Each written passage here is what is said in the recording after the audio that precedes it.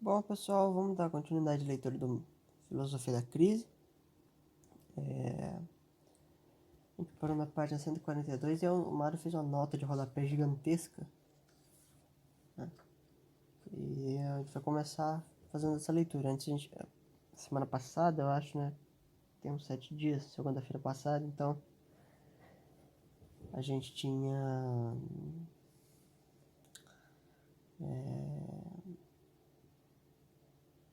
parado, né, no momento que o Mário fala sobre a variância e a invariância, né, quer dizer, aspectos formais e singulares, né, do objeto. E aí eu falei, bom, tem uma nota de rodapé aqui, mas eu vou parar a leitura. Então a gente vai continuar a partir disso, né? Então aí diz o autor: esses 4 períodos, com suas 3 fases, observados na história, têm um fundamento na emergência humana. Em toda e qualquer sociedade, independentemente de sua estrutura econômica ou social, podemos ver fundados no temperamento humano, no aspecto caracterológico, que há sempre lugar para a classificação de 4 tipos. Primeiro, aqueles que têm uma tendência acentuada para o transcendental, para o místico, para ver além das coisas o que as coisas calam, e, consequentemente, com acentuado impulso religioso, com manifestações virtuosas muito mais intensas que os outros. Homens virtuosos, ascéticos, sacerdotes, etc., eminentemente virtuosos. 2.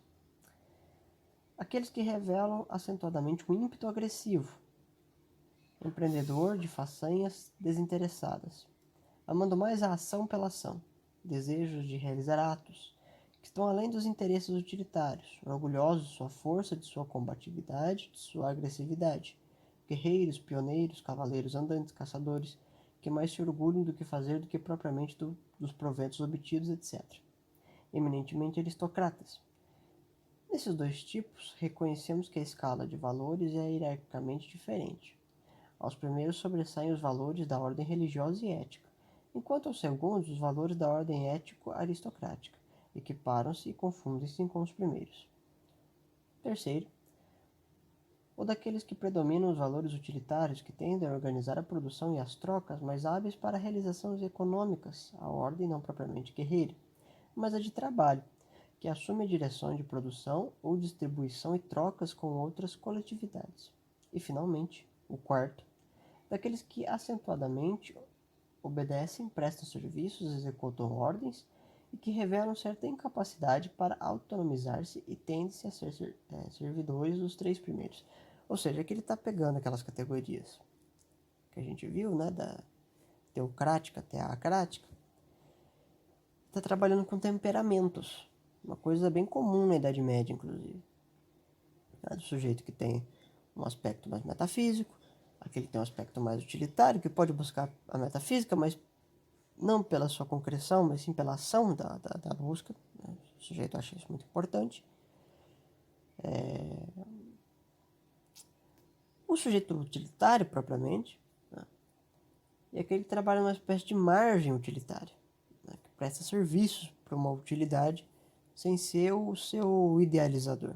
Né. E ele continua. Em todos os seres humanos há essa emergência, e individualmente, em cada um, ela se dá com graus intensamente menores ou maiores. Todos nós somos esses 4 tipos, com graus diferentes, e a acentuação desses graus revela o que somos. Tal não impede que, muitas vezes, alguém esteja num fundo social que não corresponde perfeitamente à sua tendência principal. Estamos em face de marginais, de inadaptados, extraviados, que subitamente se rebelam, revelando o que são, dadas certas circunstâncias predisponentes. A estrutura das classes sociais se processa pela precipitação provocada pela predisponência. Nesta incluímos o histórico social, o que nos permite compreender a variância das atualizações históricas. Em suma, a emergência se atualiza nas modais proporcionais à predisponência. E esta é a razão porque uma explicação meramente materialista histórica, como a que efetua, por exemplo, o marxismo, não alcança concretamente a gestação das classes sociais, porque as vê como produto de uma estrutura meramente econômica, desprezando o papel importante que exerce a emergência. Não é possível nesse livro examinarmos pormenorizadamente essa tese.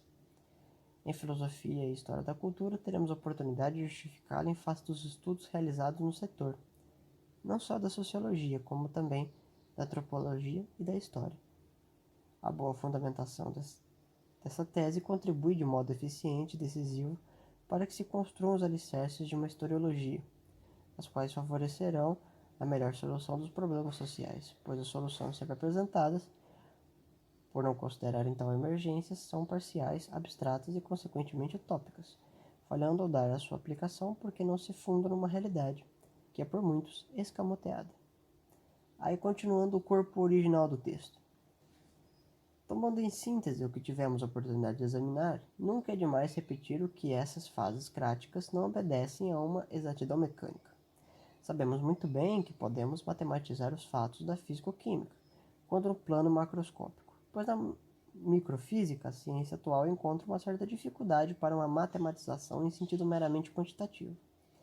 O átomo já revela, na sua íntima constituição, a presença de aspectos intensistas, que não podem ser reduzidos a números quantitativos. Isso deu uma melhorada da época que o Mar escreveu isso para cá na mecânica quântica. Se passarmos para a esfera da biologia, logo verificaremos que a vida não pode ser reduzida a números também quantitativos. E muito menos se quisermos estudá-las nas esferas da psicologia e da sociologia. Se as ciências naturais podem usar como certo êxito a matemática quantitativa, nas ciências culturais esta nem sempre pode ser usada com o mesmo êxito. Nessas pode existir um maior ou menor rigor, que corresponderia analogicamente à exatidão matemática das primeiras. Se a história humana sucedesse como sucedem os fatos físico-químicos, excluiríamos dela o bionômico e o psicológico, nos quais há lugar para a liberdade, como também para o imprevisto. Por isso, essas fases cráticas que examinamos não sucedem exatamente numa sequência mecânica, mas apresentam fluxos e refluxos, e acelerações e retardamentos, graus de intensidade diversos, que impedem considerá-las exatas, mas apenas rigorosas. Se aplicarmos o que já examinamos sobre o ciclo das formas viciosas e essas fases cráticas, anotamos com facilidade que os detentores do Kratos conhecem seus períodos de decadência, no preciso instante que se tornam absolutistas, provocando o desenvolvimento das oposições. A lei da alternância está presente nos fatos da história. Ou seja, quanto mais intensamente você vai conjurando o poder, mais oposição você cria. Assim como os objetos biológicos, psicológicos que ele apresentou nos outros livros. Dá-se o absolutismo naquele momento em que a força natural de uma doutrina ou de uma força crática vacila. O emprego dos meios para dar-lhe a coesão facilita o ingresso de representantes menos categorizados. Toda a forma crática que se apresenta para orientar a sociedade, em seu início, é encabeçada por verdadeiros idealistas, que atuam em toda sua pureza formal. Com o decorrer do tempo, há sempre uma marcha para as formas inferiores, e daí surgirem as frases que constantemente se repetem. Não é essa forma que eu sonhara. E tal se dá porque a posse do poder é acompanhada de certos benefícios, que atiçam a ambição de muitos e que o olham mais como fim do que como meio, e aspiram ao poder para usufruí-los. A política, que é uma técnica de harmonizar os interesses individuais como sociais, passa, nesse momento, a ser uma técnica de conquista do poder e da conservação do mesmo.